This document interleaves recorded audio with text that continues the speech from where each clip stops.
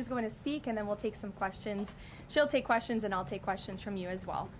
First off, yesterday, First Lady Melania Trump and Second Lady Usha Vance traveled to Marine Corps Air Station New River and Camp Lejeune in North Carolina, where they spent the day meeting with students, educators, military families, and United States Marines. Both the First Lady and Second Lady were grateful for the warm welcome and remain deeply committed to supporting military families and the communities that serve our great nation. May God bless all of them. In economic news, the September jobs report showed the American economy remains strong, with 119,000 new jobs added, more than double expectations. These gains came after the summer passage of President Trump's historic tax cuts and multiple big trade deals with countries around the world. In particular, construction jobs surged by 19,000 in September, the largest monthly gain in a year. Nearly all of this solid monthly job growth came from the private sector and went to Americans rather than foreign-born workers, the opposite of what we saw under the previous administration. Inflation also remains under control, and wages are up by 3.8% over the year for American workers because of President Trump's pro-growth policies. In fact, real wages are on pace to increase roughly $1,200 for the average worker this year under President Trump. This is a complete reversal of the failed Biden era, when we saw inflation skyrocket to 9%, causing private sector workers to see their wages decline by approximately $3,000. We know that Americans are still hurting from the 4-decade high inflation caused by Joe Biden and the Democrats, but President Trump is making significant progress to fix this, and he will not stop working until he solves it. As the president recently stated, he is never satisfied. For example, President Trump's policies are working to make Americans' Thanksgiving more affordable this year, from their commute to the dinner table. Nearly 100 million Americans are expected to drive next week to spend time with loved ones for the holiday. And thanks to President Trump's drill baby drill agenda, the national average price of a gallon of gas on Thanksgiving Day is projected to be at the cheapest price since the COVID pandemic in 2021. President Trump is bringing down gas prices and providing significant savings to American families at the pump. And again, we expect those prices to continue to decline. According to the American Farm Bureau Federation's annual survey, cooking Thanksgiving dinner will also cost less this year than it did last year and is down about 5% overall. The average price for a staple of the meal, a 16-pound frozen turkey, is down more than 16% from last year, which will provide critical savings for families and their budgets. President Trump's entire economic agenda is aimed at putting more money back into the pockets of hardworking Americans. That's why he signed the largest middle tax cuts in history into law, from no tax on overtime, no tax on tips, to no tax on Social Security. And according to a new study from Piper Sandler, which is out this week, tax filers can expect an extra $1,000 bump to their tax refund next year, and what could be a record-breaking tax refund season. So there is more good news to come. We know these refunds will make a huge difference for Americans to help pay down their bills and use towards life's expenses. In other news this week, President Trump took a significant step toward delivering on a core campaign promise to finally close the Department of Education.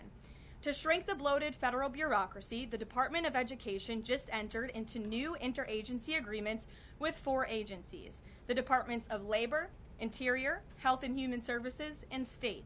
These agencies will now ensure the delivery of legally required programs while also refocusing them to better serve students.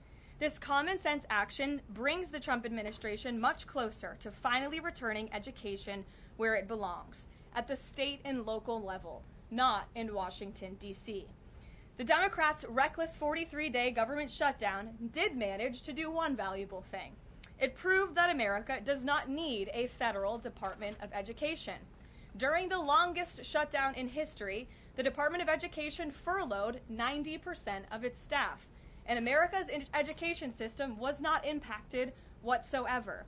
Schools stayed fully open across the country. Students attended class and received normal in-person instruction, and our wonderful teachers received their paychecks uninterrupted.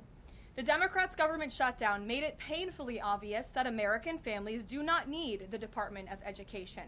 Since its creation in 1979 during the Carter administration, the Department of Ed has spent over $3 trillion taxpayer dollars without improving student achievement, despite pure pupil spending having increased by more than 245% since the 1970s. Math and reading scores are down in public schools. In fact, the most recent Nation's Report Card from 2024 showed that 13-year-olds' math scores are the lowest they've been in decades, and their reading scores are the lowest since testing began more than 30 years ago. It's clear that throwing more money at a broken system does not work, and that's why President Trump appointed the amazing leader behind me, our Secretary of Education, Linda McMahon, who is making these monumental changes at the direction of the president. We're very grateful to have you here today to talk about these changes and then take some questions. Hopefully folks in this room will have some questions on the very important topic of education. So please, Mrs. Secretary. Thank you. Thank you very much, Karoline. It's really a pleasure to be here with you today, and thank all of you for being here as well. My purpose here is to speak directly to the American families, not just you, but to the American families, about the work this administration is doing in education to reverse our national decline with a hard reset of our educational system. That reset was a top campaign promise from President Trump to send education back to the states and end Washington's micromanagement of education once and for all. This week we took the most decisive steps thus far to make good on this promise to you. We have linked 6 groundbreaking partnerships with other federal agencies to delegate education department programs that are redundant with existing programs at Labor, State, Interior, and HHS. These interagency agreements to cut our own bureaucratic bloat are a key step in our efforts to shift educational authority from Washington, D.C. to your state education agency, your local superintendent, your local school board, entities that are accountable to you, and we encourage parents to always be involved. Cutting federal bureaucracy is never a popular move among D.C. insiders. A chorus of anti-Trump voices have come out of the woodwork to complain that we are defunding education, harming students, or acting without a plan. This could not be further from the truth. The majority of Americans across the country handed to President Trump the popular vote precisely because they have seen the brokenness of a top-down education system run by the federal government. They're painfully aware that only 3 out of 10 students can read proficiently at their grade level. They know that college students are collectively $1.7 trillion in debt, and less than half of college graduates get a job that actually uses the degree which they studied so hard to get. They see more teachers than ever before leaving the profession due to burnout, over-regulation, and lack of autonomy in the classroom. Anti-Trump voices are stirring up fear that returning education to the states is a draconian action.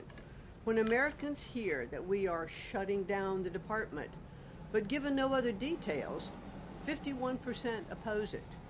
But when those same Americans are informed of our plans to preserve important elements of our work in other federal agencies and to maintain the K-12 funding that is distributed to the states, that number flips to an even greater majority at 56%. They support returning education to the states and breaking up the bureaucracy. That's because the Department of Education is a pass-through entity. It doesn't educate a single student. The money it sends to states for education can be sent directly without waste. The Democrats' government shutdown proved that without a doubt, and I'll reiterate what you said, that the Department of Education was not necessary during the shutdown. Now, this is what I've seen already on my 50-state tour that I've embarked on. Educators are innovating in their schools. States are customizing their budgets and standards, and post-secondary institutions are planning for the economy of the future. But we're not leading them. They are informing us. That's why our final mission as a department is to fully empower states to carry the torch of our educational renaissance. Education is local. It should be overseen locally by those who best know local needs. We're not ending federal support for education. We are ending federal micromanagement and paving the way for education renewal through state reforms like school choice, the science of reading, and restoring the right priorities in higher education. President Trump promised to send education back to the states, and we're keeping that promise. America's next generation will look back on the work we've carried out, thankful for an education system that prioritizes students over bureaucracy. Thank you. Well, thank you very much, Madam Secretary, and we'll take some questions for the Secretary if you have them. Elizabeth, why don't you start? Thank you for joining us. You announced the partnership to move some functions of the Education Department to other agencies. Are you talking to members of Congress about codifying this so that it lasts beyond the administration? Yes, we started our conversation, and thanks very much for asking that, because there have been some reports that Congress is in the dark on this. That's clearly not true. We've been talking to, I've talked to dozens of members of Congress to explain to them exactly what we're doing, to bring them up to speed, and to say to them, look, when we have completed some of these transfers that are working incredibly well, then we will be looking to Congress to codify those, make them permanent. Brian. Thank you. Secretary McMahon, what is the update on the negotiations with Harvard? I know the President has publicly pointed to you as somebody who's worked on that. I think you've talked about that at length, but I'd like to understand where are things with those negotiations with Harvard this time? They're ongoing negotiations, and I feel very comfortable that we are getting close to having those negotiations finalized. It's been open door conversation all along. Deanna? Hello, Mrs. Secretary. The President recently posted about establishing a federal standard for AI. Do you know if the administration has a view on the use of AI for students in schools? And Karoline, do you know if the President personally uses AI? I don't think so. You can handle I've that never one. witnessed it, so I can't attest to that. Well, I do think AI is going to need guardrails, but I have witnessed AI firsthand. I was at the Alpha School in Austin, Texas, and the first 2 hours of every day in that school, students are learning through AI. They have their headsets on, they're in front of their screens, and the AI is really acting as like an individual tutor for those students, allowing those students that can progress faster to do that. Those who need a little catch-up, it refeeds information to them. And so after those 2 hours of learning, the basics of what they're doing in their curriculum that day, then they spend the rest of the day, they have good recess and all of that time, but then they spend the rest of the day in what are called life skills, and they're actually using the information that they've learned this morning. So I've seen some AI in action that is really proving quite beneficial. Michael. Thank you, Caroline. Secretary McMahon, as the Education Department continues to pare down, can you talk about taxpayer services like charter school grants and how the department will continue to assist kids with special needs? Well, we are going to make sure that there's no interruption in getting that grant money out the door. That money is it comes from Congress. It's appropriated by Congress, and we legally are obligated to do that. And the transitions we're starting to make, our first programs that went over to the Department of Labor, that was a few weeks ago. We actually signed the first interagency agreement, which we accomplished under the authority of the Economy Act. We transferred grants for WIOA and for the Perkins Act. And the really good news is that the Department of Labor has a much more sophisticated system, technology system and grant fulfilling system than the Department of Education does. As a matter of fact, our executive manager that went over with that group over to Labor said he would compare what the labor system is to education's like held together by bubble gum that is not connected to any other part. So we were able to get those grants out the door more smoothly, and states have actually better access for those systems than they do at the Department of Education. So that's a real bonus. Take a couple more. Carrie, go ahead. As far as the diversity, equity, and inclusion new regulations that came out from the administrations, a lot of schools, whether high school or even higher education is concerned, some of them are defying these new administration policies, even apparently according to a new report. I'm sorry, I can't hear you, but as far as there's been a new report from the administration saying that half of medical schools are defying the administration when it comes to DEI policies. What type of action will the administration take for these schools that are defying the new DEI policies? Well, certainly the President has been very clear, and the Department of Education has taken measures to make sure that as schools are developing, their policies, or if they have open DEI offices, they're closed, or DEI regulations and rules are stripped, from their programs, and so that will continue. Great. We'll take one more. Go ahead.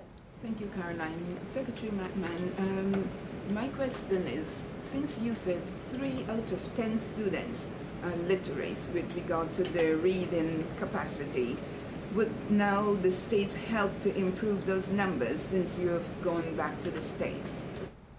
Well, what we are finding, that the states that are making great progress, it's through their own innovation. It's not coming from the Department of Education. I think the Department of Education is really misunderstood about what our function is. We don't teach one student.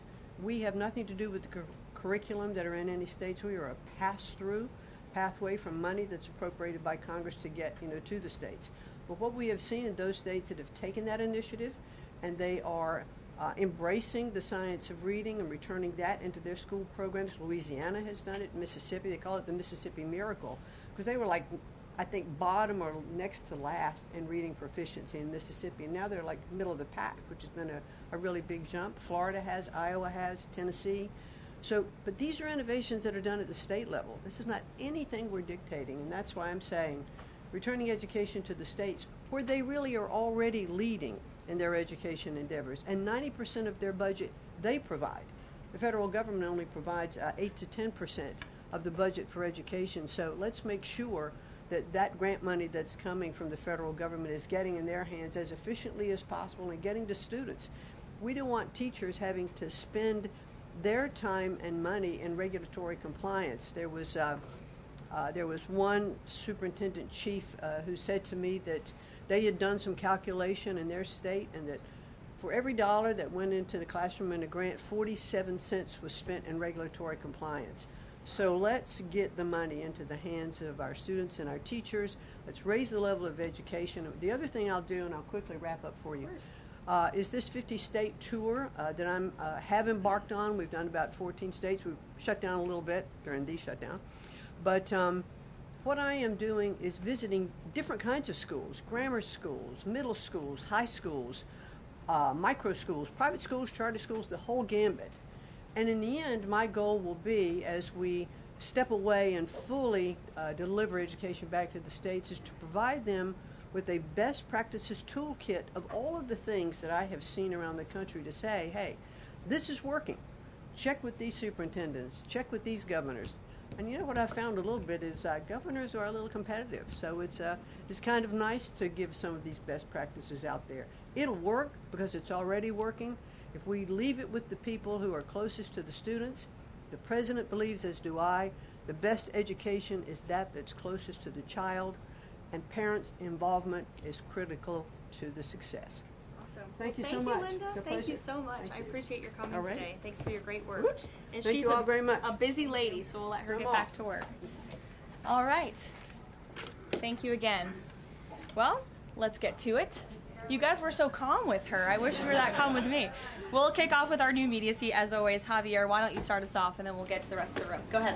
Thank you very much. My name is Javier Negre. I'm from Spain. I'm the owner of the biggest media platform in Hispanic politics, with brands like La Derecha Diario, Ida TV, or UH+, or Vicegrad in Spanish. And I'm happy to be here. Thanks for supporting the new media, also in the Hispanic community. We try to fight against medias like Telemundo, Univision, CNN, or NBC News that are spreading fake news and attacking the ICE operations. We will premiere this Sunday the Real America's Voice, the Rainy Show, the first Hispanic show against communism and woke culture that is promoted by people like George Soros to bring communism all over the world, like happened in New York. I have two questions for you, if you don't mind. In Mexico, the young people is protesting against President Sheinbaum. They think she's doing nothing against the cartels. Sheinbaum used the police to attack them, young people, kids, girls, and she's attacking journalists like me in a country where 150 journalists have been killed in the past years. The USA legacy media is attacking President Trump for his comments about the fake news media, while they are not publishing anything about the murders of journalists in Mexico. Why do you think they stay silent about the murders of journalists in Mexico and the attacks to businessmen like Ricardo Salinas? And my second question is, Trump said he has a plan for the narco state of Venezuela. Does he have a plan for Mexico where, according to Stephen Miller, the cartels are controlling governments and territories? Sure. Well, thank you, Javier, for the question, and thank you again for being here. We're proud to have new media voices in the briefing room. As for President Sheinbaum and the president's relationship with Mexico, I will tell you that we have seen historic strides from President Sheinbaum and her administration in Mexico when it comes to cracking down on the cartels. They have been incredibly cooperative with the president's efforts at our southern border to crack down on illegal immigration and also the illegal trafficking of drugs at the southern border. Now the president is very interested in taking additional measures against the drug cartels. He's been very clear about that. He's spoken about it, and this is a promise that he made to the American public. And so his national security team is discussing these options all of the time. And on the campaign trail, the president promised to take on the cartels. He has taken unprecedented action to do so, and he has left additional options at his disposal on the table. So those are only decisions that the president can make. Thank you. What about the silence of the legacy media about the murders of journalists in Mexico? 150 journalists have been killed in the past years. Yeah, well, it's certainly something I wish the media would report on more, and it's something that this administration absolutely condemns. I can't speak for the media, but I can speak for the president. That's not something he wants to see. Thank you. Sure. Thank you, Caroline. Hi. Is there anything that Mayor-elect Mamdani could say tomorrow that would ease the president's concerns about his future leadership in New York? Look, I don't want to speak for the president or get ahead of this meeting that we are currently working on tomorrow. As you saw, the president put out a statement tomorrow that the mayor-elect will be coming to the Oval Office, and so our teams are arranging those details. I won't get into the president's thinking on it. I think you'll all hear from him directly. I also think I will just add, it speaks volumes that tomorrow we have a communist coming to the White House because that's who the Democrat Party elected as the mayor of the largest city in the country. I think it's very telling, but I also think it speaks to the fact that President Trump is willing to meet with anyone and talk to anyone and to try to do what's right on behalf of the American people, whether they live in blue states or red states or blue cities, in a city that's becoming much more left than I think this president ever anticipated in his many years of living in New York himself. Nancy. Thanks, Caroline. This morning, President Trump accused 6 Democratic lawmakers of seditious behavior punishable by death. Just to be clear, does the president want to execute members of Congress? No. Let's be clear about what the president is responding to, because many in this room want to talk about the president's response, but not what brought the president to responding in this way. You have sitting members of the United States Congress who conspired together to orchestrate a video message to members of the United States military, to active duty service members, to members of the national security apparatus, encouraging them to defy the president's lawful orders. The sanctity of our military rests on the chain of command. And if that chain of command is broken, it can lead to people getting killed. It can lead to chaos. And that's what these members of Congress who swore an oath to abide by the Constitution are essentially encouraging. We have 1.3 active duty service members in this country. And if they hear this radical message from sitting members of Congress, that could inspire chaos and it could incite violence and it certainly could disrupt the chain of command. These 3 members of Congress, I will also add, knew exactly what they were doing. You look at Alyssa Slotkin. She's a former member of the CIA. Mark Kelly was a captain in the U.S. Navy. Maggie Goodlander was a naval officer, and notably, she is also the wife of Joe Biden's national security former advisor, Jake Sullivan.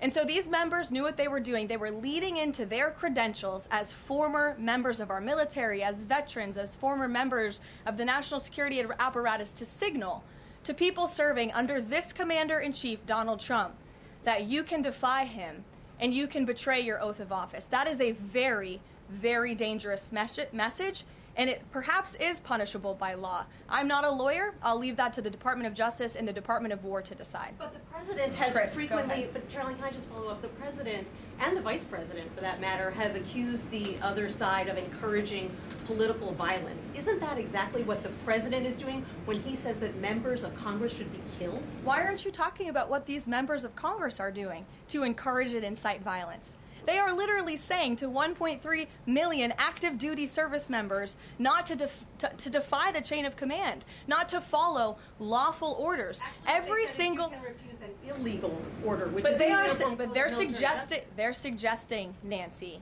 that the president has given illegal orders, which he has not. Every single order that is given to this United States military by this commander-in-chief and through this chain of command, through the Secretary of War, is lawful. And the courts have proven that. This administration has an unparalleled record at the Supreme Court because we are following the laws. We don't defy court orders. We do things by the books. And to suggest and encourage that active duty service members defy the chain of command is a very dangerous thing for sitting members of Congress to do. And they should be held accountable, and that's what the president wants to see. Phil. Thank you. Ambassador Mike Huckabee had a meeting with Jonathan Pollard, a former U.S. citizen who was convicted and spent 3 decades in jail for selling state secrets to Israel. Did the White House know that that meeting was going to happen? Does the administration condone it? The White House was not aware of that meeting, but the president stands by our ambassador, Mike Huckabee, and all that he's doing for the United States and Israel.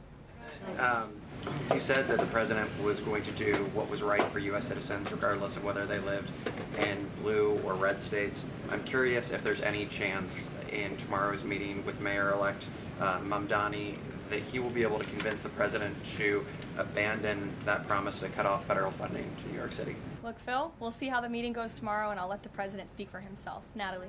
Thank you, Caroline. What did the president mean when he called reporter piggy? Look, the president is very frank and honest with everyone in this room. You've all seen it yourself. You've all experienced it yourselves, and I think it's one of the many reasons that the American people reelected this president, because of his frankness. And he calls out fake news when he sees it. He gets frustrated with reporters when you lie about him, when you spread fake news about him and his administration. But he also is the most transparent president in history, and he gives all of you in this room, as you all know, unprecedented access. You are in the Oval Office almost every day asking the president questions. And so I think the president being frank and open and honest to your faces rather than hiding behind your backs is frankly a lot more respectful than what you saw in the last administration, where you had a president who lied to your face and then didn't speak to you for weeks and hid upstairs and didn't take your questions. So I think everyone in this room should appreciate the frankness and the openness that you get from President Trump on a near daily basis. And go ahead. As a follow-up, yes. The Washington Post just reported that the Coast Guard has. I'm calling on Bloomberg. Go ahead. Caroline, thank you. 2 questions for you. The New York Times is reporting that the administration is now sending a U.S. official to the G20. They are sending Mark Dillard. Can you confirm if that is true, and then also explain the shift in? I'd be happy to explain, because there is not a shift. The United States is not participating in official talks at the G20 in South Africa. I saw the South African president running his mouth a little bit against the United States and the president of the United States earlier today, and that language is not appreciated by the president or his team.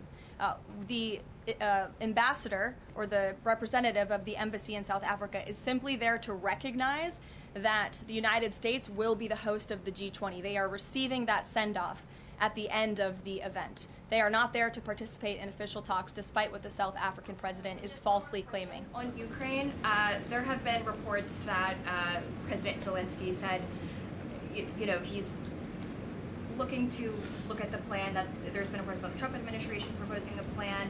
Can you just give an update on where Russia-Ukraine stands, and does the president plan to speak with Zelensky anytime soon, or when can we expect that? So I'm happy to provide an update. I've seen quite a bit of reporting on the latest with Russia-Ukraine, so let me clarify and give you guys the truth on where it currently stands.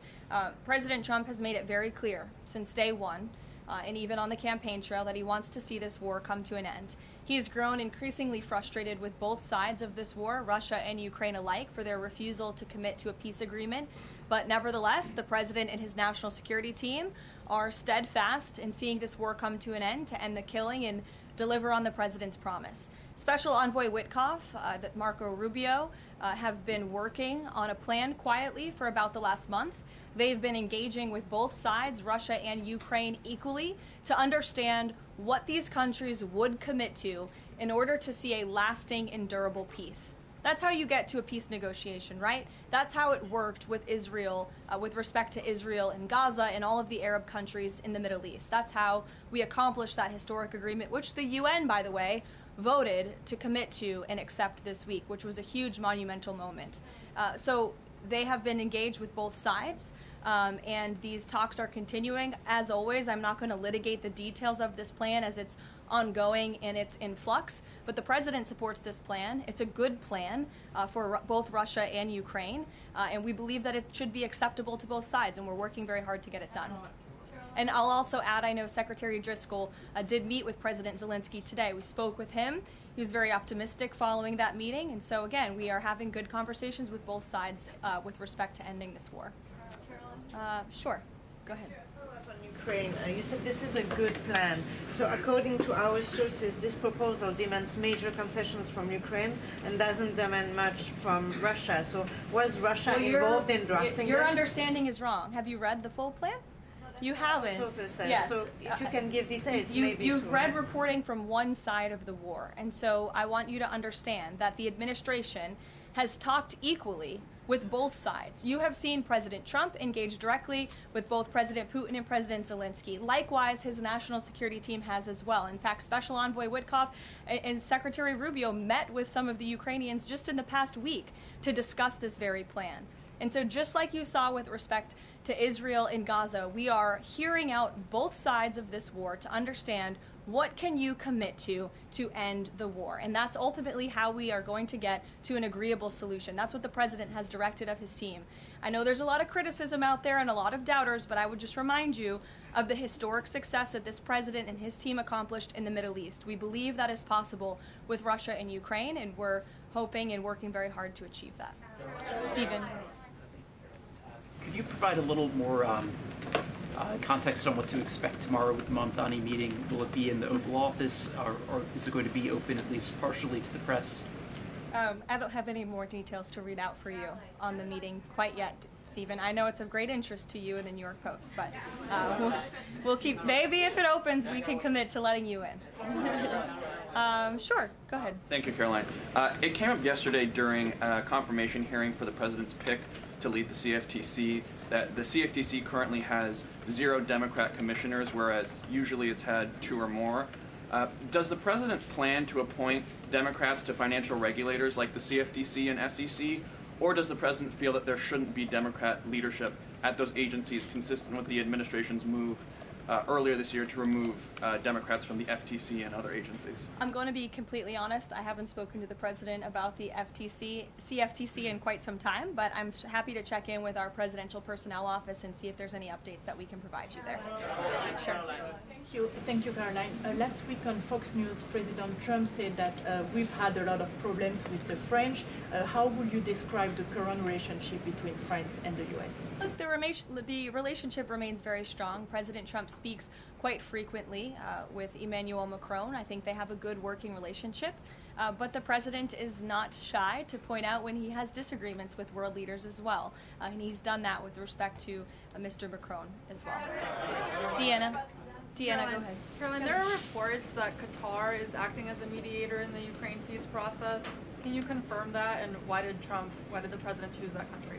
I'm not going to get into further details other than what I previously shared, which I think was quite a bit of information. Brian? Thank you, Caroline. 2 questions. We were talking about 4 earlier in this briefing about the president's orders. You were going back and forth about what the ad said and what it didn't say. My first question is... The ad? The advertisement that the Senate Democrats were featured in. So my first question is, no matter what the order is, it could be to any administration official, military or otherwise, no matter if legal experts might think it's illegal, does the president expect those cabinet members, administration officials to go ahead with those orders regardless of any outside thinking or experts? The president expects his cabinet officials and the administration to follow the law and to demand accountability and hold people accountable for their dangerous rhetoric. And I would just add that if this were Republican members of Congress who were encouraging members of the military and members of our United States government to defy orders from the president and from the chain of command, this entire room would be up in arms. But instead, it is the other way around, and I think that's quite telling. I'm going to let you all go because the president, excuse me, I appreciate the encouragement this afternoon, but President Trump is about to meet in minutes with Israeli hostages who this administration freed, and so I'm going to go up to that meeting, and you will hear more about that later. Thank you. Misquoted Democrats in that video. That's actually not what they said.